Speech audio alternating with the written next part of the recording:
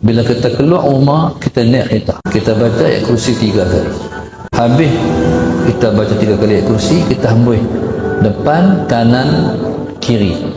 Niatnya, ya Allah Tuhanku, dengan berkat ayat kursi yang aku baca ni, ya Allah, jagalah diri aku, harta aku, keluarga aku, dan kenderaan yang aku naik ni. Orang yang membiasakan baca ayat kursi, baca ayat kursi, baca ayat kursi, maka ayat itu akan melempar setan yang menggoda dia di sekitarannya. Bukan tidak menggoda, sebelum menggoda, Allah jauhkan. Sehingga seakan-akan Anda tidak tergoda. Mau sholat, orang lain sudah adzan, masih nunggu qomat. Anda sebelum adzan sudah siap-siap. Karena setan nggak punya kemampuan menggoda Anda. Ya ini kelihatan seperti biasa. Tapi kalau Anda biasakan, Allahu la ilaha illa wal hayyul qayyum. La ta'khudhuhu sinatun wa la naum. Lahu ma fis samawati wa ma fil ardh. Sampai dengan ujungnya, sampai ujungnya. Maka kebiasaan itu akan bersemayam dalam diri Anda, menjadikan Anda terlindungi. Begitu setan akan menggoda, maka dijauhkan oleh Allah Subhanahu wa taala. Silahkan cek hasilnya. Kalau nggak percaya, silahkan cek hasilnya.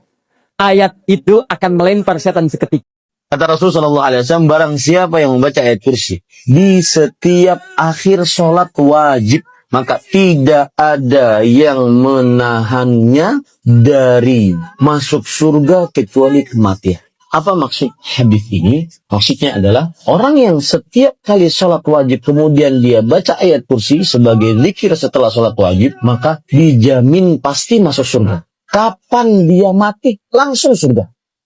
Kapan dia mati, dijamin pasti masuk surga. Ini hanya Allah turunkan untuk umat Nabi Muhammad SAW. Catat ini ya. Dan saya belum pernah bagi dimanapun yang ini, yang versi lengkapnya. Di tempat ini, Kalau bisa dilakukan, bukan hanya dosa digugurkan, tapi setiap hurufnya mempercepat terkabulnya doa kita di hadapan Allah Subhanahu wa Ta'ala.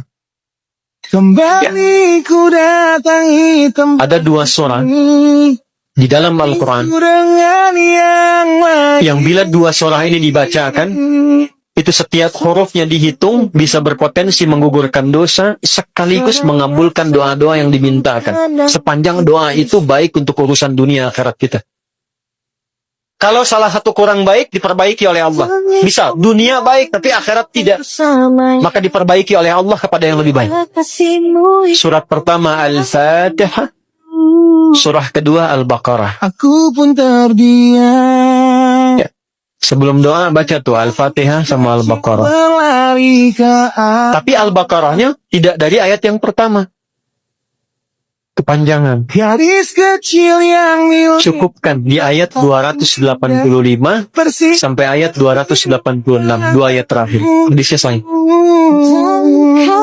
Kalau mau dikuatkan, biasanya banyak ulama memasukkan ayat 284. Tangan wanita Ada yang sudah masuk ke dalam Ka'bah di sini? Hah? Ini informasi saja. Dan 3 ayat ini, Al-Baqarah 284, 285, 286, itu ayat yang dituliskan di dinding Ka'bah. Itu yang saat berhala dikeluarkan, gambar-gambar dihapus, syair-syair diganti dengan ayat Quran sehingga jadi kain kiswah Ka'bah di luar. Itu ada sejarahnya. Yang di dalam pun dihiasi dengan hiasan ayat Al-Quran. Di antara yang dituliskan itu Al-Baqarah ayat 284, 285, 286. Intinya di 285 dan 286-nya. Tadi rakaat pertama yang saya bacakan dalam salat Isya. Hadisnya sahih.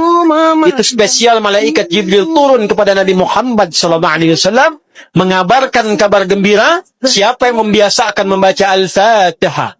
Ya, kemudian 2 ayat terakhir di Al-Baqarah dari amanar rasulu sampai fansurna 'alal qaumil kafirin, tidaklah dia membacakan itu kecuali setiap hurufnya dijaminkan mengabulkan doa-doa yang dia mohonkan sepanjang benar doanya dan tidak diselimuti maksiat.